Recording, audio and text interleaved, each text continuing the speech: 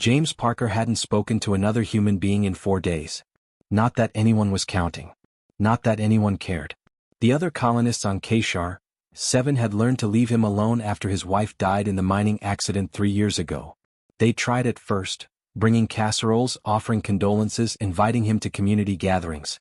But James had made it clear he wanted nothing to do with their pity or their company. Now at 58, he spent his days trudging through the volcanic highlands with his scanner equipment, cataloging plants that nobody would ever read about. It was easier than facing the empty house. Easier than looking at the photos on the mantle. Easier than admitting that he'd become exactly what everyone whispered about, that sad old man who couldn't move on. The volcanic highlands were beautiful in their own harsh way. Black rock stretched for miles, broken up by strange purple vegetation that seemed to thrive in the sulphurous air. Twin suns beat down mercilessly, and James was grateful for it. The heat gave him something to focus on besides the constant ache in his chest. He was checking soil samples near an old lava tube when he heard it. A sound so weak he almost missed it over the wind. A whimper. A cry. Something in pain. James froze. Every colonist knew the rules about the lava tubes. Stay away. They belonged to the Draxar, the massive dragon-like creatures that ruled the skies of this planet. The indigenous Keshri people worshipped them as living gods, and the colonial treaty was very clear. No humans in Draxar territory. No interference with their sacred spaces. But that sound came again. Weaker this time. Dying. James found himself moving toward the lava tube entrance before his brain could talk him out of it. His headlamp cut through the darkness as he descended into the cooled volcanic passage. The walls were smooth as glass, reflecting his light in strange patterns. And there, 50 meters in, he found her. She was tiny. Well, tiny for a Draxar. Maybe the size of a small shuttle craft, curled up on the stone floor. Her scales were pure white, not the deep crimsons and golds and blues of the dragons he'd seen soaring overhead. White as bone. White as death. One wing was bent at an unnatural angle. The other was shredded, membrane torn to ribbons. She tried to follow her family when they left. Tried to fly with wings too damaged to carry her. And when she couldn't keep up, they'd left her here to die. James knew about Draxar customs from the briefings. They were brutal about genetic purity. Runts, mutations, anything that didn't meet their standards, abandoned. Left in the lava tubes where the heat would make the death quick. Except this one had crawled deeper, seeking the cooler darkness, fighting to survive just a little longer. The dragon's eyes opened when his light hit her. They were pale pink like rose quartz. Albino. That's what she was. A genetic mutation that marked her as worthless to her kind. She tried to lift her head, tried to snarl, but the sound came out as a pathetic wheeze. She was starving. Days, maybe weeks without food. Her white scales were dull, and he could see the shape of her ribs beneath them. James should have left. Every regulation, every safety protocol, every ounce of common sense screamed at him to turn around and pretend he'd never seen her. But he couldn't. He stood there in that lava tube, looking at this abandoned creature left to die alone, and something in his chest cracked open. He knew what it felt like to be left behind by everyone who mattered. To wake up every morning wondering why you were still breathing when the world had moved on without you. This dragon, this small white dragon that her own family had deemed worthless, she was fighting to survive even though no one cared if she lived or died. "Hey there," James heard himself say, his voice rough from disuse. "It's okay. I'm not going to hurt you." The dragon's eyes tracked him as he slowly approached. Intelligence flickered in those pale depths. Not animal cunning, real intelligence. Real understanding. She knew she was dying. She knew no one was coming for her. James pulled out his emergency rations and tossed a protein bar toward her. She didn't move. Too weak or too suspicious, he couldn't tell. So he sat down on the cold stone floor 20 feet away and waited. An hour passed. Then 2. The dragon's breathing grew more labored. James found himself talking to her, rambling about nothing important. About the weather. About the purple plants outside. About how the coffee in the colony tasted like recycled socks. Finally, when the second sun was setting outside, the dragon's head inched forward. Her tongue, surprisingly delicate, touched the protein bar. Then she ate it in one desperate gulp. James tossed her another. And another. He fed her everything in his pack while she watched him with those strange pink eyes. "I'm going to call you Pearl," he said quietly. "Because you're white and precious even if nobody else can see it." The dragon's scales flickered with a faint light. Bioluminescence, James realized. She was trying to communicate. He had no idea what he was doing. No idea how he'd explain this to the colony administrators. No idea if this dragon would even survive the night. But for the first time in 3 years, James Parker felt something besides grief. He felt purpose. "I'll come back tomorrow," he promised Pearl. "I won't let you die alone." James kept his promise. Every morning before dawn, he'd load up his rover with food and medical supplies, then drive out to the lava tubes. The colony administrators assumed he was doing field research. They were half right, he was researching just not plants. Pearl was dying that first week. Her wing infections were so bad that James had to use his entire month's supply of antibiotics just to keep her alive. He cleaned her wounds with shaking hands while she whimpered in pain, her white scales flickering with dim lights he didn't understand. Sometimes she'd snap at him, teeth the size of his forearm coming dangerously close. But she never bit him. It was like she knew he was trying to help. By the second week, she could lift her head without trembling.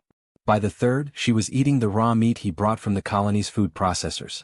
The supply manager gave him strange looks when he requisitioned triple portions, but James mumbled something about studying local predators and the man didn't ask questions. The breakthrough came on day 37.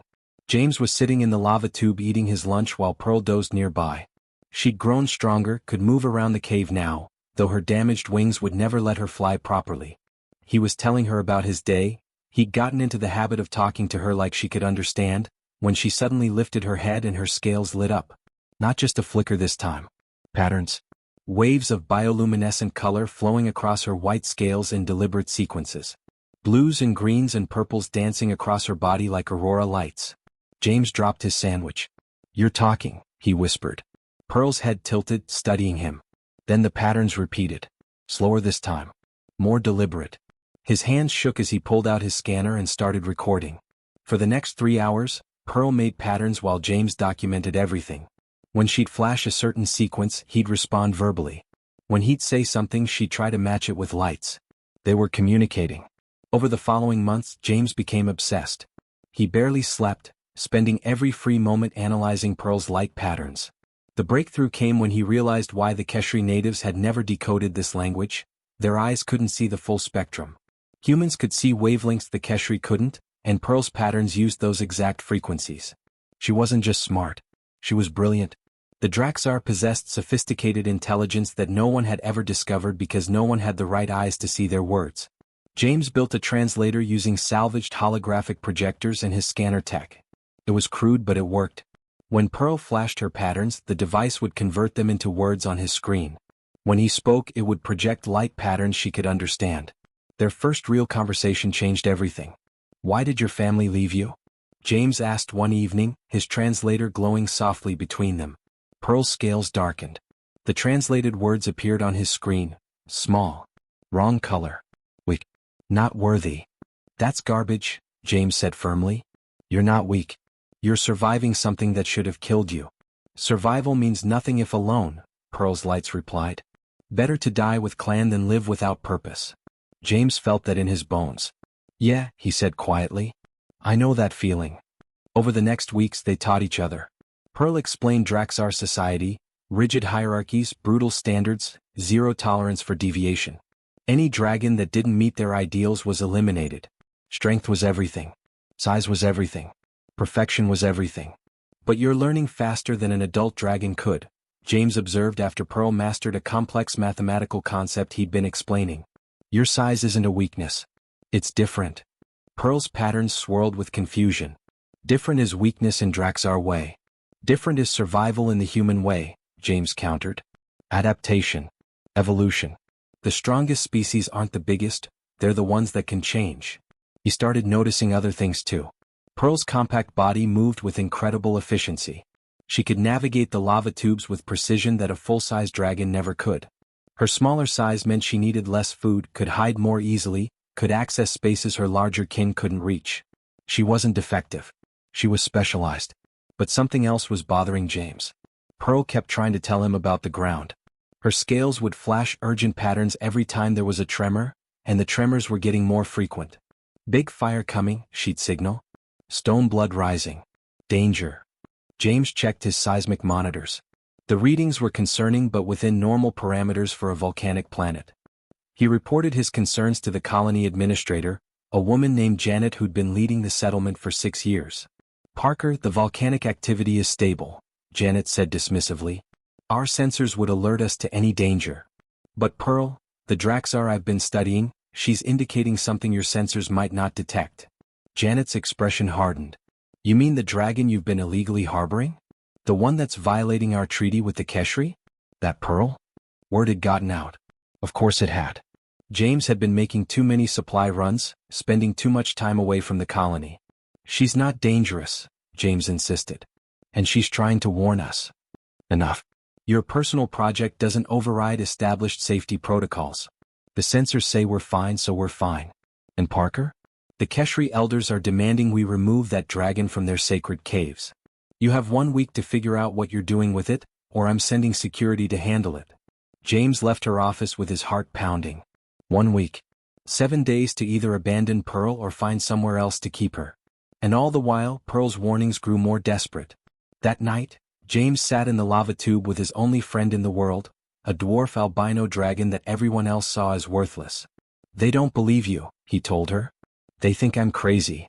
Pearl's scales flickered with patterns he'd learned to recognize as sadness. You save Pearl. Pearl cannot save humans. This is balance. No, James said firmly. We're going to figure this out together. You saved me too, you know. Gave me a reason to wake up in the morning. Pearl's head lowered until it rested near James's hand. Her scales pulsed with warm, gentle light.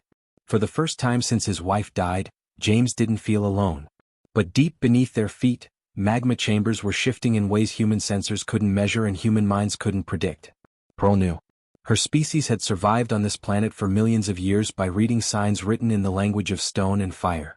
Something terrible was coming, and James had 6 days to make someone listen. The first earthquake hit on day 5 of James's deadline. Not a tremor, a real earthquake that cracked foundations and sent colonists scrambling into the streets. Emergency alarms blared across the settlement as people poured out of their homes in panic. James was with Pearl when it happened. The lava tube shook so violently that rocks fell from the ceiling. Pearl wrapped her body around him protectively, her wings forming a shield over his head as debris rained down. When the shaking stopped, James's hands were trembling but he was alive. Big fire soon, Pearl's scales flashed urgently. Must go. All must go.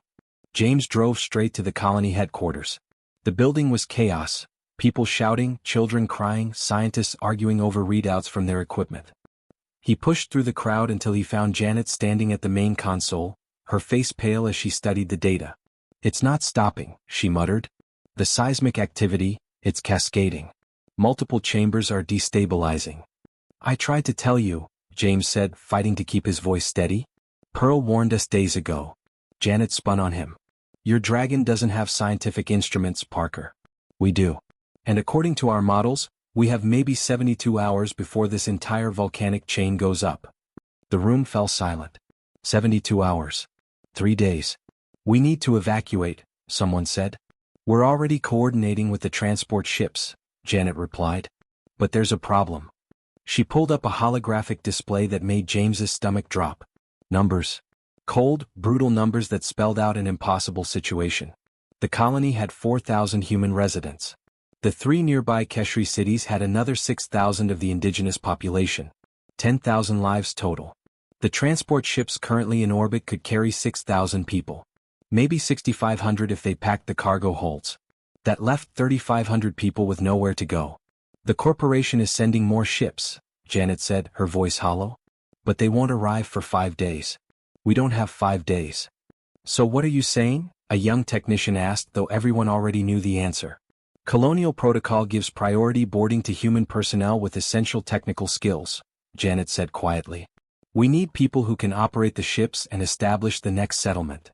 James felt sick. He looked around the room at faces trying to process what they were hearing. Priority boarding meant every human would get a seat. It meant the Keshri, the people who'd lived on this planet for thousands of years, who'd welcomed the human colonists, who'd shared their world, would be left behind to die. That's murder, James said. That's survival, Janet shot back. I don't like it any more than you do, but those are the numbers. Unless you've got a magic solution, Parker, we save who we can save. James drove back to the lava tubes with his mind racing. The ground shook twice more on the way, smaller tremors that were just previews of what was coming. He found Pearl pacing anxiously in the cave, her scales flashing distress signals. They're leaving people behind, James told her, slumping against the cave wall. There's not enough room on the ships. The Keshri, they're going to die because we don't have space for them. Pearl's scales went dark for a long moment. Then they blazed with light so bright James had to shield his eyes. Call clan, the translator interpreted. Draxar carry Keshri. James stared at her. Pearl, your people abandoned you. They don't care about. Not for Pearl. For balance, her scales flashed. Keshri are small. Draxar are strong. Humans are clever. Together, all survive. They won't listen to you. You heard what your clan said. You're contaminated. Weak. Pearl's eyes fixed on him with fierce determination. You teach Pearl human words. Pearl teach Draxar human way. Show strength not just in size. Strength in saving others. Before James could respond, Pearl moved to the cave entrance. Her white scales began pulsing with rhythmic patterns, long sequences of light that shot out into the volcanic night like a beacon. She was calling across hundreds of kilometers, broadcasting a message in wavelengths that would reach every Draxar on the continent. James watched through his translator as the message repeated. Come. Time to choose. Save the small ones or watch them burn. Be strong like mountains or be strong like water that finds new paths. Clan abandoned Pearl. Humans saved Pearl. Human way better. Come see. For an hour, Pearl called into the darkness. James sat beside her, not knowing if any dragon would answer, not knowing if this desperate plan had any chance of working. Then the sky began to fill with wings. They came in the night, massive shapes blotting out the stars. Dozens of Draxar, their scales glowing in reds and golds and deep blues, circling above the lava tubes. James had never seen so many in one place. Their wing beats created wind that bent the strange purple vegetation flat against the ground.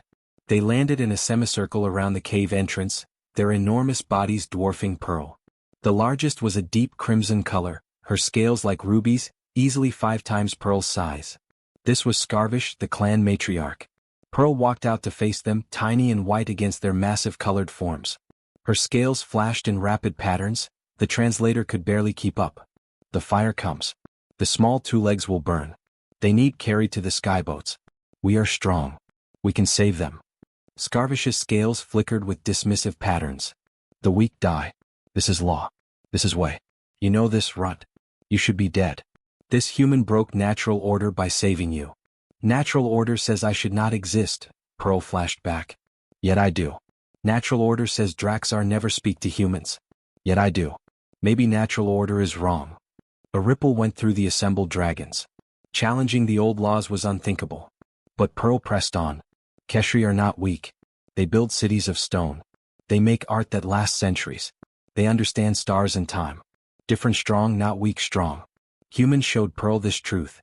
Scarvish moved forward, her massive head lowering until she was eye level with Pearl.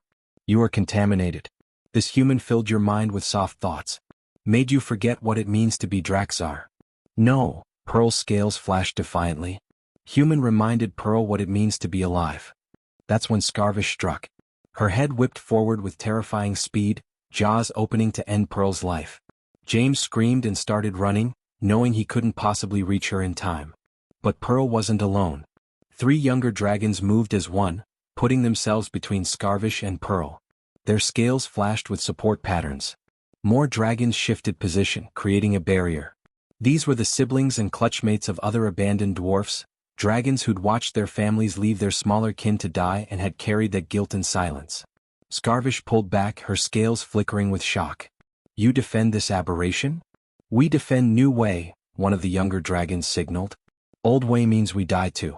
Human showed truth, his science says we are dying. Too much same, not enough different. Runt dragons carry survival in their blood. James's heart was pounding. He pulled up his research on his datapad with shaking hands and projected it large enough for the dragons to see. Genetic charts, population models, extinction curves. Your species is dying, he called out, his voice echoing across the volcanic plain. You've eliminated so much variation that you can't adapt anymore. In a few generations you'll be gone. Pearl isn't the weak one. She's the future. Every dwarf you abandoned carried the genes you need to survive. The gathered dragons fell silent, their scales flickering as they processed this information. Then the ground shook again, harder this time. Lava fountained in the distance, a column of fire reaching toward the sky. The super eruption was beginning. The lava fountain lit up the night sky like a second sunrise. The heat hit them in waves even from kilometers away. James could smell sulfur burning his nostrils. This wasn't a warning anymore. This was the beginning of the end. Scarvish's massive head swiveled toward the eruption, then back to the assembled dragons. Her scales flickered with rapid patterns that James's translator struggled to interpret. Authority. Command. Ancient law. But underneath it all, something else. Fear. Even if Smallwing speaks truth, Scarvish's scales pulsed. Why save the Keshri? Why save the Softskins? They are not clan. Their survival means nothing to Draxar. Pearl stepped forward again, her white scales glowing bright in the reflected firelight. James wanted to pull her back to protect her, but this was her moment. Her fight. Keshri saved Draxar once, Pearl flashed. Long ago. Before humans came. Before now. The old stories say it. When the Skyfire fell and killed the great herds, when Draxar starved, Keshri showed us the deep-root plants that kept us alive through the dark seasons. We forgot. We called them prey-things. Beneath us. An older dragon shifted uncomfortably. James could see it in the way her scales dimmed. Pearl was speaking truth that had been buried under generations of pride. And humans? Scarvish challenged. What have they given us besides insult to our ways? This human gave me life, Pearl flashed simply. When I was nothing. When I was garbage left to rot. He chose to see value where clan saw none. That is power greater than size. Greater than fire breath. Greater than flight. James felt his throat tighten. He'd just been trying not to watch another living thing die alone. He'd never thought of it as powerful. Another tremor shook the ground. Closer this time. James's communicator buzzed with frantic messages from the colony. Janet's voice crackled through. Parker, where are you? We're starting evacuation. If you're not at the spaceport in 30 minutes, you're getting left behind. 30 minutes. James looked at the dragons, still debating while the world burned around them. 30 minutes to get back to the colony to save himself, to secure his guaranteed seat on those ships. But if he left now, the Keshri would die. All 6,000 of them. Children who'd never done anything wrong except be born on a planet that was trying to kill them. James made his choice. I'm not coming, he said into the communicator. Static. Then Janet's voice, disbelieving. What? I'm staying with the Keshri. If the dragons won't help, someone needs to coordinate evacuation efforts on the ground. Maybe we can save some of them with ground vehicles, get them far enough away. Parker, that's suicide. The pyroclastic flows will. I know what they'll do, James cut her off. Just make sure those ships wait as long as possible. Every extra minute means more lives. He ended the call before Janet could argue further. When he looked up, every dragon was staring at him. Even Scarvish's scales had gone still. You choose death? Her patterns flickered with confusion. You have escape. You have survival. Yet you stay with those not your clan. They are my clan, James said firmly. Every living thing trying to survive on this rock is my clan. That's what humans do, we expand the circle. We make family out of strangers. It's not always logical, but it's who we are. Pearl's scales erupted in brilliant patterns of joy and vindication. See? This is human way. Small soft skin chooses to die with others rather than live alone. Shows true strength. Shows clan heart bigger than any Draxar. Something shifted in the assembled dragons. James could see it in the way they held themselves, in the patterns rippling across their scales. They were creatures of strength and power, and here was this weak little human choosing certain death for people who weren't even his species. It shamed them. A younger dragon, one who'd defended Pearl earlier, moved forward. His scales were deep blue with gold markings. I will carry Keshri. Oldway says they are beneath us. But if they are beneath us, what does it make us to let them burn when we could save them? Lower than prey things. Another dragon joined him. Then another. Then a dozen more, breaking rank from Scarvish's rigid formation. They were mostly younger, James noticed. Dragons who'd grown up hearing the old stories about Keshri help, who'd watched siblings abandoned, who were tired of laws that made less sense with every generation. But it wasn't enough. James counted quickly, maybe 20 dragons had broken from the group. Even if each carried a dozen Keshri, that was only a few hundred saved. Thousands would still die. Scarvish watched her clan fracturing with scales that flickered between rage and something that might have been grief. You break the old ways. You doom us all by abandoning tradition. The old ways are already killing us, the blue dragon flashed back. The humans' light pictures show this truth. We follow tradition straight into extinction. A massive explosion rocked the highlands. A second volcano had erupted, closer than the first. The heat was intense now. James could see the colony in the distance, tiny lights moving in organized chaos as ships began loading. They were running out of time. Pearl moved to stand directly in front of Scarvish. Tiny white dragon facing massive red matriarch. David and Goliath, James thought. Except Pearl had no sling, no stone. Just her words. You are strongest of clan, Pearl's scales pulsed. Most powerful. Most respected. All look to you for what it means to be Draxar. So show them. Show what true strength looks like. Not just breaking things. Not just killing weak. But protecting those who cannot protect themselves. That is power that lasts. That is legacy worth having. Scarvish was silent for a long moment. Around them the world was ending. Lava flows snaked down distant mountainsides. Ash began falling like gray snow. The air itself felt wrong, too hot, too thick. Finally, Scarvish's scales flickered. If I do this thing, if clan helps, you promise human science will save us? Will give us future? James stepped forward. I promise I'll try. I can't guarantee anything. Science doesn't work that way. But I'll spend every day I have left working on it. Studying Pearl, studying the other dwarfs, finding the genetic keys you need. That's my vow. And if you fail? Then we fail together, James said. But at least we'll fail trying to do something decent. Scarvish's massive head lowered until she was eye level with James. Her breath was hot enough to make him sweat. Her teeth could bite him in half without effort. For several heartbeats, she just stared at him with eyes older than human civilization. Then her scales pulsed with a pattern James had never seen before. His translator flickered, searching for meaning, finally settling on respect. Very well, soft-skinned James Parker. We fly. We save the small ones. But remember this day. Remember that Draxar chose mercy because humans showed us what it looked like. Scarvish raised her massive head and roared, not in anger but in command. The sound echoed across the volcanic plain like thunder. Every dragon's scales lit up in response, a wave of bioluminescent acknowledgement rippling through the assembled clan. They were going to help. Pearl's scales flickered with patterns James recognized as tears, the dragon equivalent of crying. Not from sadness but from overwhelming relief. She pressed her head against James's chest, and he wrapped his arms around her scaled neck. We did it, he whispered. You did it. We did it, Pearl's scales corrected him. Human and Draxar together. The dragons took to the sky in a coordinated launch that shook the ground. Scarvish called out coordinates in light patterns, organizing her clan with military precision. Some would go to the Keshri cities. Others would help with the human evacuation. The largest would carry the most. The smallest would make multiple trips. Pearl looked at James. You ride with Pearl. Coordinate from sky. Be voice between three peoples. James climbed onto her back, settling between her shoulder blades where her damaged wings met her body. She'd never carried anyone before. He'd never ridden a dragon before. But there was no time for hesitation. Pearl launched herself into the ash-filled sky, and James held on tight as they raced toward the nearest Keshri city with an army of dragons behind them. The Keshri city of Stonesong had never seen dragons land in its streets. For thousands of years, the Draxar had been distant sky gods, beautiful and terrible and completely untouchable.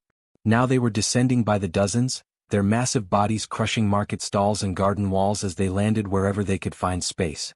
The Keshri panicked at first. James could see them scattering like water, their tall thin bodies moving with that strange grace they had, ducking into buildings and alleyways. They thought this was an attack. Why wouldn't they? Dragons didn't land in cities. Dragons didn't interact with ground dwellers. Pearl landed in the central plaza and James slid off her back, his legs shaky from the flight. He grabbed his translator projector and cranked it to maximum volume. Please listen, his voice boomed across the square, echoed by the device. The volcanoes are erupting. This whole continent will be buried in lava within hours. The dragons are here to save you. They'll carry you to the evacuation ships. Slowly, cautiously, Keshri began emerging from hiding. They were humanoid but taller than humans, with skin that ranged from pale green to deep bronze. Their large eyes blinked in confusion as they looked at the dragons, then at James, then back at the dragons. An elderly Keshri, James recognized the ceremonial robes of a city elder, approached slowly. The sky gods do not touch the ground walkers. This is law older than stone. What trick is this? No trick, James said urgently. Another explosion boomed in the distance, close enough that they all felt it in their bones. Just desperation and maybe the beginning of something better. But we need to move now. Get your people organized, children first, then elderly, then everyone else. Each dragon can carry 10 to 15 of you if you hold on tight. The elder looked at Pearl, then at Scarvish who had landed nearby, her massive form dominating the plaza. Why would the sky god save us? Before James could answer, Pearl's scales lit up with patterns. James had programmed his translator to project Keshri visible wavelengths too, and the elder gasped as the light words appeared in their visual spectrum for the first time in history.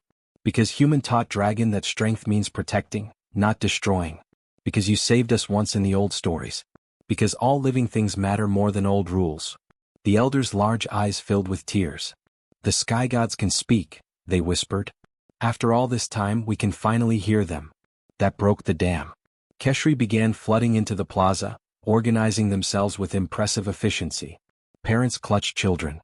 The elderly leaned on the young.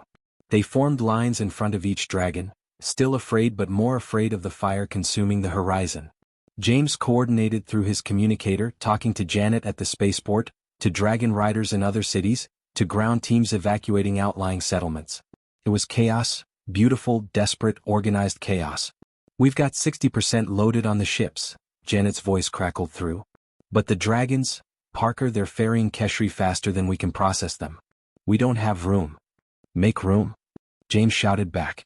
Strip out cargo holds, remove all non-essential equipment, pack them in like sardines if you have to. We're already doing that. But the ships have maximum weight capacities. Then the dragons will take some to the safe zone on the southern continent. James cut her off. It's 300 kilometers but they can make it. Work with them, Janet.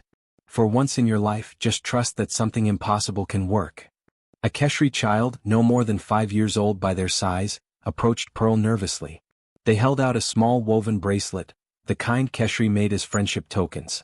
Pearl lowered her head and the child tied it around one of her horns with tiny, trembling fingers. Thank you, Sky God, the child whispered. Pearl's scales shimmered with such warm, gentle light that even James felt it in his chest. This was what mercy looked like. This was what choosing compassion over convenience created. Moments that changed everything. The evacuation took 6 hours of pure chaos. Dragons flew endless relays, their wings beating against ash-filled air until James worried they'd drop from exhaustion. Scarvish herself made 8 trips, carrying 15 Keshri each time, refusing to rest while others still needed saving. Human colonists worked alongside Keshri they'd barely spoken to before, strapping people onto dragon harnesses that James improvised from cargo webbing. Young dragons who'd never carried anything before learned on the fly, adjusting their flight to account for terrified passengers clinging to their backs. And through it all, the planet died around them. For more volcanoes erupted. Pyroclastic flows, superheated clouds of gas and rock, raced across the landscape at hundreds of kilometers per hour, incinerating everything they touched. The colony itself had to be abandoned when lava flows cut off the western access routes. But they kept working, kept flying, kept saving lives. James lost track of time. He just coordinated, organized, problem-solved. When a dragon injured her wing on debris, he fashioned a splint from metal poles. When Keshri elders refused to leave without their sacred texts, he found cargo space. When human and Keshri children were separated from parents in the chaos, he reunited them. At some point, Pearl stopped flying and made him drink water. You die from not drinking, her scales flashed with worry. Cannot save everyone if you save no one by dying. I'm fine, James muttered, but he drank the water. Not fine, but stubborn. Very human. Pearl's patterns flickered with what James had learned to recognize as dragon laughter. The final count came through Janet's communicator as the last ship prepared to depart. James was strapped to Pearl's back, flying patrol to make sure they hadn't missed anyone. The planet below was unrecognizable, a hellscape of fire and ash. 9,473, Janet's voice was thick with emotion. That's how many we saved, Parker. That's 94%. With the ships, we should have saved 60% at best. The dragons, they changed everything. James looked down at the fleet of dragons flying in formation with the evacuation ships, escorting them to safety like an honor guard. Keshri and humans crowded the viewports, watching in wonder as their former sky gods flew alongside them as equals. Not just the dragons, James said quietly. All of us. Together. 3 months later, James stood in what they were calling Covenant Station, a temporary settlement on the southern continent while they figured out long-term plans. The station was a beautiful mess of three species trying to live together. Human prefab buildings stood next to Keshri stone circles. Dragons nested in the cliffs above, close enough to interact but far enough to have their own space. James was in his lab, really just a large tent filled with equipment, analyzing genetic samples from Pearl and the 15 other dwarf dragons they'd located. The data was promising. Not just promising, revolutionary. The dwarfs carried genetic diversity the Draxar species desperately needed. With careful breeding programs they could save the dragons from extinction. Pearl dozed in the corner of his lab, a common sight now. She'd become something like an ambassador, teaching young Keshri and human children the light language that was becoming a shared communication method for all three species. A Keshri elder named Stonesinger approached James's workstation. They moved slowly, still recovering from the evacuation, but their large eyes were bright with purpose. "The council has finished deliberations," Stonesinger said in their musical voice. "We wish to formalize the arrangement between our peoples." "What kind of arrangement?" James asked, looking up from his microscope. "A covenant. 3 species, 3 strengths, 1 purpose." Stonesinger gestured to a carved stone tablet they carried. "Keshri offer wisdom of stone and stars. Draxar offer strength of wing and fire.